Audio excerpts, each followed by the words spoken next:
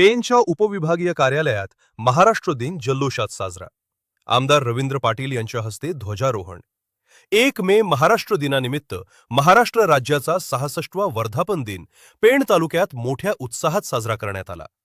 पेण उपविभागीय कार्यालयाच्या प्रांगणात सकाळी 8 वाजता आमदार रवींद्र पाटील यांच्या हस्ते ध्वजारोहण करण्यात आले.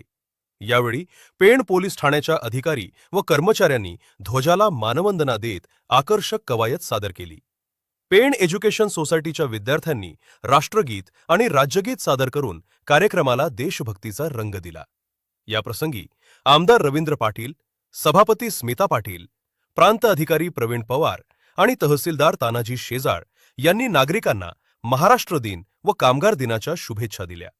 दरम्यान पेण नगरपालिकेत नगराध्यक्षा प्रीतम ललित पाटील यांच्या हस्ते ध्वजारोहण पार पडले. यावेळी आजी माजी नगरसेवक आणि नागरिक मोठ्या संख्येनं उपस्थित होते. तसेच पेण एज्युकेशन सोसायटी, महात्मा गांधी वाचनालय, तहसील कार्यालय, पोलीस ठाणे, सार्वजनिक विद्यामंदिर, पतंगराव कदम महाविद्यालय आणि तालुका न्यायालय येथेही ध्वजारोहण करण्यात आले. दिवसभर विविध सांस्कृतिक कार्यक्रमांनी महाराष्ट्र दिनाचा जल्लोष रंगला.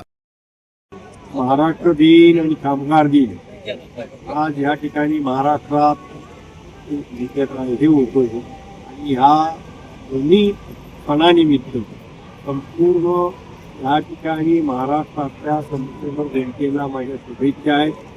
पुढचा काल हा सुखकर होऊन परमेश्वरांनी ह्या सुखकर कामासाठी आशीर्वाद द्यावे एवढी कमी.